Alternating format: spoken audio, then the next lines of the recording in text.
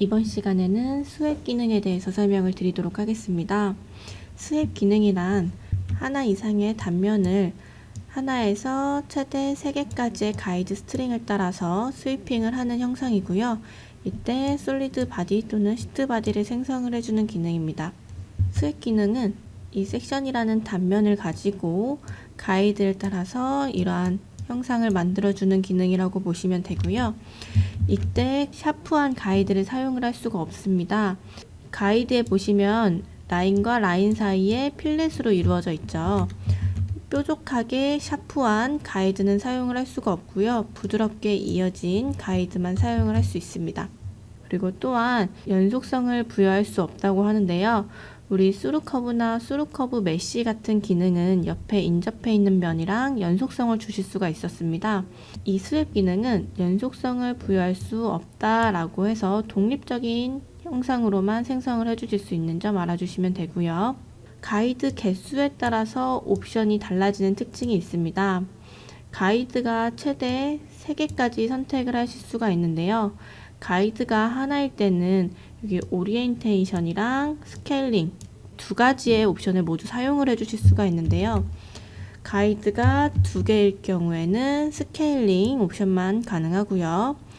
가이드가 3개일 경우에는 오리엔테이션이랑 스케일링 옵션을 모두 제어가 가능하지 않습니다. 그렇기 때문에 가이드 개수에 따라서 옵션이 달라진다는 것을 알아주시면 되고요. 단면이 2개 이상의 경우에도 있습니다. 첫 번째 단면과 두 번째 단면을 있고요. 거기에 가로지르는 가이드가 3개가 있을 때 우리는 인터폴레이션이라는 보관법을 제어할 수가 있는데요. 직선형으로 생성을 할 건지 큐빅으로 할 건지 블렌드 타입으로 할 건지 이런 식으로 옵션을 또 제어를 해주실 수가 있습니다. NX를 띄워서 설명을 드려보도록 할게요.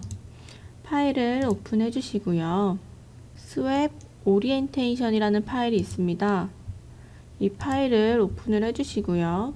먼저 서피스 탭에 가보면 스왑이라는 기능이 있습니다. 이 스왑 기능을 실행을 해주시고 리셋을 한번 눌러주실게요. 스왑은 단면을 선택을 하고요. 가이드를 선택을 해서 단면이 가이드를 따라서 스위핑 되는 형상이라고 보시면 되겠습니다. 먼저 이 단면을 가지고 MB2 두 번을 눌러서 점선의 가이드를 따라서 형상이 만들어질 수가 있습니다. 수루커브 메쉬와는 다르게 단면을 연속성을 주실 수가 없는 부분이고요. OK를 눌러서 단면을 하나 생성을 해봤습니다. 자, 이 단면을 잠시 숨겨주시고요. 이번에는 다시 한번 스왑 기능으로 단면을 이번엔 이 점선으로 선택을 해보도록 하겠습니다. 그리고 가이드를 실선으로 선택을 해주시고요. 이때 우리가 지금 설명드릴 부분은 오리엔테이션 부분이에요. 오리엔테이션 부분에는 많은 옵션들이 있지만 픽스드로 생성을 해보도록 하겠습니다. 2개의 서피스를 비교를 해보면 같은 단면과 가이드라고 하더라도 생성되는 형상이 조금 다를 수가 있는데요.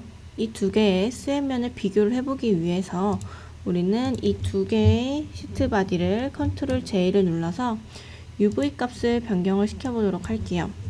U10V 10값을 입력을 해주시고요. 오른쪽 마우스 버튼 눌러서 스태틱 와이어 프레임으로 변경을 해주도록 하겠습니다. 잠시 14번의 스왑면은 꺼주시고요. 첫 번째 스왑으로 만들었던 부분은 가이드가 점선 부분이었습니다. 그리고 두 번째 스왑면을 봤을 때 두 번째는 이 실선이 가이드였죠. 이 픽스드라는 옵션은 가이드의 노멀한 방향으로 생성이 되는 것으로 확인을 해 주실 수가 있습니다. 마찬가지로 두 번째 스왑면도 이 가이드의 수직인 방향으로 생성이 되는 것을 보실 수가 있겠죠. 즉 스왑의 오리엔테이션 부분의 픽스드는 가이드의 노멀한 방향으로 생성을 해주는 형상으로 보시면 되겠습니다. 그렇기 때문에 우리가 가이드를 어느 부분을 선택을 하느냐에 따라서 형상이 달라지는 부분을 확인을 해주실 수가 있습니다. 이번에는 두 번째 스왑면을 삭제를 해보도록 할 거고요. 이 스왑을 더블 클릭해서 수정 모드로 들어간 다음에 오리엔테이션 부분에 페이스 노멀로 바꿔보도록 하겠습니다. 페이스 노멀로 변경을 해주시면 일단 면을 선택하라고 뜨는데요. 저는 이 아래에 있는 서피스를 선택을 해보도록 하겠습니다. 그리고 OK를 눌러주시고요. 다시 한번 와이어 프레임으로 변경을 해보시면요. 이러한 형상을 띄게 되는데요. 이 페이스 노멀이라는 옵션은 페이스의 수직한 방향으로 형상이 생성되는 것을 보실 수가 있습니다. 그렇기 때문에 얘를 연장을 해보면 이 면과 수직하게끔 생성이 되는 것을 보실 수가 있습니다. 이 타입이 페이스 노멀 타입이고요. 다시 한번 스왑을 더블 클릭해서 이번에는 어나더 커브라는 부분을 선택을 해보도록 하겠습니다. 자, 어나더 커브라는 부분을 선택을 해서 이 라인을 선택을 하면 지금 에러가 뜨는데요. 이때 화살표 방향을 더블 클릭해서 화살표의 위치를 변경을 시켜 줄게요. 화살표 방향을 변경을 해주면 형상이 변경이 되는데요. 이 스왑 형상이 어너더 커브로 선택한 이 커브를 따라서 생성을 해주고 있습니다. 커브의 시작점에서부터 스왑 형상이 생성되는 것을 보실 수가 있습니다. 그리고 다시 한번 포인트로 변경을 해주시고요. 이 데이텀 CSYS에 있는 포인트를 찍어줄게요. 그리고 다시 한번 OK를 해주도록 하겠습니다. 렌더링 스타일에서 스태틱 와이어 프레임으로 변경을 해주시고요. 포인트 방향으로 스왑 형상이 생성되는 것을 확인을 해주실 수가 있습니다. 그래서 포인트 방향으로 생성되는 타입이 포인트 타입이라고 보시면 되고요. 다시 한번 앵귤러 로우 타입으로 변경을 해주시고요. 여기서 밸류를 90도로 변경을 해보도록 하겠습니다. 그러면 스왑 형상이 90도로 각도가 변경이 되는 걸 보실 수가 있는데요. 이때 컨스탄트가 아닌 리니어로 변경을 해서 마이너스 90도, 시작이 마이너스 90도, 엔드가 90도만큼 회전을 하겠다라고 해주시면 스왑 형상이라고 하더라도 이렇게 회전이 되는 형상으로 보이실 수가 있습니다. 자, 그리고 마지막으로 폴스드 디렉션이라는 부분을 선택을 해주시고요. 우리가 벡터를 하나 선택을 해주실 건데요. 벡터를 선택할 때 저는 X축을 선택을 하겠습니다. 강제적으로 벡터 방향을 주는 방법이에요. 그래서 OK를 해서 와이어 프레임으로 변경을 해보면 X축을 선택을 했을 때 X축과 노멀한, 즉 수직 방향으로 스왑 형상이 생성되는 것을 확인을 해주실 수가 있습니다. 이렇게 해서 오리엔테이션 부분에 대해서 설명을 드렸는데요. 벡터 디렉션이라는 부분은 스왑을 사용할 때 가장 많이 사용을 하는 옵션 중에 하나입니다. 이 부분은 제가 다른 예제를 통해서 설명을 드릴 예정이고요. 단면을 선택하고 가이드를 하나 선택을 했을 때 오리엔테이션 부분과 스케일링 모두 다 제어를 할 수 있는데 우리는 지금 오리엔테이션 부분에 대해서만 설명을 드렸고요. 이 오리엔테이션은 단면의 방향을 정의를 해주는 부분이라고 보시면 됩니다. 예제를 바꿔서 다른 옵션들에 대해서도 설명을 드리도록 하겠습니다. 자, 파일을 오픈해 주시고요. 스왑 언더바 지원 언더바 1번이라는 파일이 있습니다. 이 파일을 오픈을 해 주시고요. 저희는 이 형상을 단면과 가이드로 사용을 해서 만들어 볼 건데요. 이 형상은 룰드, 스루커브 메쉬 기능으로 사용을 해 주실 수는 없어요. 이 단면을 가지고 가이드를 따라서 형상을 만들어 줄 건데요. 이때 가이드가 샤프하진 않는지 확인을 해 주신 다음에 스왑 기능을 실행을 해 보도록 하겠습니다. 리셋을 한번 눌러 주시고요. 섹션을 이 단면으로 선택을 해 주시면 되고요. MB2를 두 번 눌러서 가이드를 선택을 해줄 때 이 가이드를 선택을 해 주시면 되겠죠. 이때 모서리가 지금 살아있지 않고요. 모서리를 살리고 싶은 옵션은 프리저브 쉐이프 옵션을 켜주시면 되겠죠. 이 형상을 보게 되면 라인과 아크가 끊어질 위치에서 또 한 번 분리가 되어 있는 형상으로 나타나고 있습니다. 하지만 저희가 만든 부분 이 부분에서 끊어지질 않고 있죠. 이 옵션은 세팅 부분에 가보시면 스플리트 아우프 널론 가이드라는 옵션이 있어요. 이 옵션을 켜주시고 OK를 해주시면 왼쪽과 같은 형상으로 생성이 되는 것을 보실 수가 있습니다. 마찬가지로 스왑을 할 때 오리엔테이션 부분을 픽스드로 변경을 해놓고 작업을 해주시면 되겠습니다. 다시 한번 파일을 오픈해 주실게요. 가이드가 하나인 두 번째 예제로 한번 사용을 해보도록 하겠습니다. 먼저 스프링 형상이 있는데요. 섹션 기능으로 이 스프링 형상을 생성을 해주실 수가 있습니다. 헬릭스 커브로 스프링을 만들어 놨고요. 거기에 단면을 생성을 해놨습니다.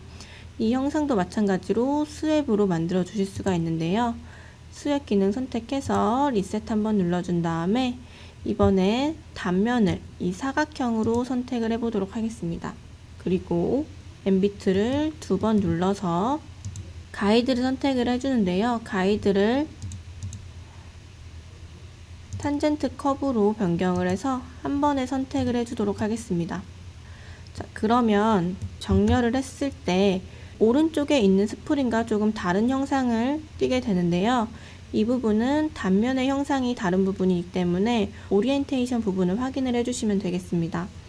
오리엔테이션에서는 픽스드라고 되어 있어요. 이 픽스드는 우리는 가이드의 기준으로 생성이 된다고 설명을 드렸는데요. 가이드, 이 헬릭스 커브의 노멀한 방향으로 생성이 되기 때문에 지금 왼쪽 측면이 똑바로 올라가지 않고 가이드를 따라서 생성이 되는 것을 확인하실 수가 있습니다.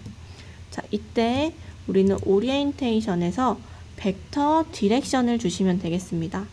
사용을 해보지 않은 기능인데요. 벡터 디렉션을 클릭을 하고서 방향을 Z 방향으로 생성을 해보도록 하겠습니다. 이 벡터 디렉션은요, 내가 선택한 방향으로 움직이지 않고 가이드는 따라가는 형상을 만들어주는 건데요. Z축을 고정으로 가이드를 따라서 모양을 생성을 해야 할 때 벡터 디렉션으로 사용을 해주실 수가 있습니다. 그래서 가장 많이 사용하는 기능이니까 꼭 알아주시면 좋고요. 여기서 OK를 눌러보면은 오른쪽과 같은 형상으로 만들어 주실 수가 있습니다. 자, 그리고 다시 한번 더블 클릭해서 프리저브 쉐이프 해주면 모서리도 살아나겠죠. 이렇게 단면 하나, 가이드 하나일 때 오리엔테이션 부분을 설정을 하실 수가 있었고요. 가이드가 하나일 때는 또 스케일링도 제어가 가능하겠죠. 이 왼쪽에 있는 형상을 봤을 때 단면보다 작고 단면과 동일한 형상으로 나갈 수가 있는데요. 이때 스케일링이 컨스탄트로 되어 있고요. 이 컨스탄트는 일정한 스케일링이라고 보시면 되는 부분입니다. 여기서 스케일링 팩터가 1이기 때문에 내가 그린 단면과 딱 맞도록 생성을 해주는 거예요. 여기서 블렌딩 펑션으로 바꿔준 다음에 리니어로 이 첫 번째 단면을 내가 그린 단면보다 반 정도 줄이겠다 해서 0.5를 입력을 해주시면 단면보다 0.5만큼, 즉 2분의 1만큼 줄어든 단면을 생성을 해주실 수가 있습니다. 엔드가 1로 되어 있기 때문에 그린 단면 그대로 나타나는 거고요. 여기서 내가 그린 단면보다 조금 더 크게 1.5배 정도 하겠다라고 해주시면 더 커지는 스프링 형상으로 만들어 주실 수가 있겠죠. 큐빅으로 해주면 조금 더 부드럽게 되는 부분이고요. 그래서 블렌딩 펑션으로 스케일을 또 조절을 해주실 수 있으니까 이것도 알아두시면 되겠습니다. 그리고 OK를 눌러서 스프링 형상을 확인을 해주시면 되는 부분이고요. 자, 파일 오픈 다시 한번 해주시고요.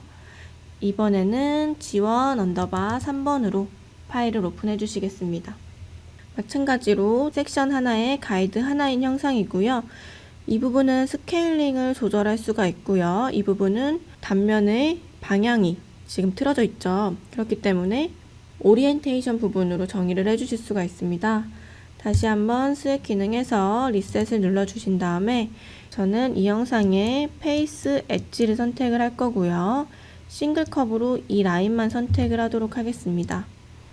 페이스 엣지로 해당 면을 선택을 해주시고요. 가이드를 싱글 컵으로 변경을 할게요. 자, 그냥 이 상태로 두면 커브 자체가 이 시작 부분에서부터 쭉 선택이 되기 때문에 싱글 커브로 변경을 해주시는 거고요.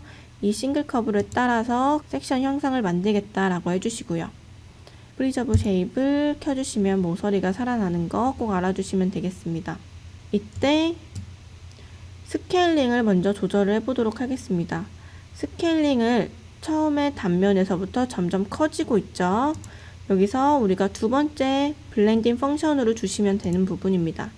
처음 시작을 1이고 끝나는 엔드 부분을 2배로 늘리겠다라고 해주시면은 직선형으로 리니어 타입으로 스케일이 변경이 되고요. 얘를 조금 더 부드럽게 연결을 하고 싶다라고 했을 때는 큐빅으로 변경을 해주시면 되겠죠. 자, 여기서 바로 단면의 방향을 변경을 해보도록 하겠습니다. 단면의 방향은 오리엔테이션 부분에서 생성을 해주시는 거고요. 이때 앵귤러 로우로 변경을 해주시면 되겠죠. 그리고 리니어 타입으로 0에서 마이너스 90도만큼 회전을 하겠다라고 변경을 해주시면 되겠죠. 가이드가 하나일 때는 오리엔테이션 부분과 스케일링 두 개 다 조절이 가능하다라고 알아주시면 됩니다. OK를 눌러주도록 하겠습니다.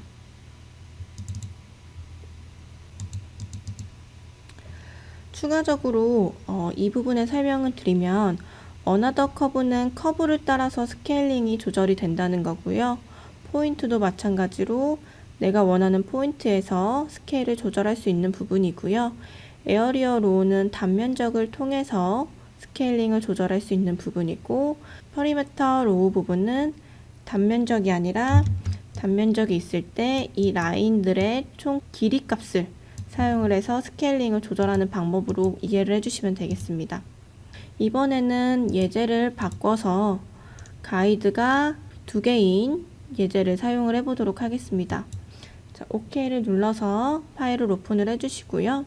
지금은 단면이 하나고 가이드가 2개인 형상을 해보도록 하겠습니다. 스왑 기능을 선택을 해서요. 단면을 선택을 해주시고 MB2를 2번 눌러서 가이드를 선택을 해주시는데 하나씩 선택을 해보도록 할게요. 탄젠트 커브로 이 라인 선택해주고 MB2 두 번째 라인 선택해주고 MB2 프리저브 쉐입을 켜보도록 하겠습니다. 두 개의 단면을 선택하라는 순간 오리엔테이션 부분의 옵션은 사라지고요. 스케일링 부분만 남은 걸 확인을 해주실 수가 있습니다. 이 유니폼이라는 거는 단면적이 점점 넓어지는 형상을 의미합니다. 섹션이 이 단면일지라고 하더라도 가이드가 현재 점점 넓어지고 있습니다. 그 형상에 맞게 가이드를 따라서 스케일이 커지는 거고요. 어나더 커브는 커브를 그려서 그 커브를 선택을 해서 크기를 조절하는 방법인데요. 이 부분도 지정을 할 커브가 있다면 지정을 해주시면 그 커브를 따라서 스케일링이 조절이 되는 부분입니다. 이 부분은 넘어가도록 하겠습니다. 자, 그리고 다시 한번 파일을 오픈을 해주실게요. 이번에는 가이드가 3개일 때도 한번 해보도록 하겠습니다. 자, 이번에는 단면이 2개고요. 가이드가 3개입니다. 이때 스왑 기능을 사용해서 단면을 2개 선택을 해주시고요. 가이드를 하나, 둘, 셋 형상을 만들어 주시면 되겠습니다. 이 기능은 스루커브 메쉬로도 가능할 것 같습니다. 프라이머리를 찍어 주시고요. 그 다음에 그 가로지르는 크로스 커브를 생성을 해주시면 되겠죠. 이 형상과 이 형상을 비교를 해보면 굉장히 비슷해 보이죠. 대신에 스루커브 메쉬는 주변에 인접해 있는 면들이 있는 경우에 그 부분과 탄젠트하게 만들 때 사용을 해주시는 거고요. 인접해 있는 면이 없다라고 가정을 했을 때는 이 스왑 기능으로 사용을 해주셔도 무방합니다. 그래서 스왑과 스루커브 메쉬의 차이점은 연속성을 줄 수가 있는 스루커브 메쉬고요. 연속성을 줄 수 없는 스왑 기능이었습니다. 다시 한번 파일을 오픈해서 마지막 예제를 확인을 해보도록 할게요. 스왑 언더바 인터폴레이션이라는 부분입니다. 섹션이 2개 이상일 경우에는 보관법을 제어를 할 수 있는데요. 보관법은 이 가이드를 따라서 직선형으로 나타낼 건지 부드럽게 이어질 건지에 대해서 제어를 해주는 부분입니다. 스웩 기능을 들어가서 리셋 부분으로 저는 이 형상을 한번 생성을 해보도록 할게요. 먼저 커넥티드 커브로 단면을 하나 선택을 해주시고요. 그 다음에 두 번째 단면, 세 번째 단면, 그리고 가이드를 하나 선택을 해줄게요.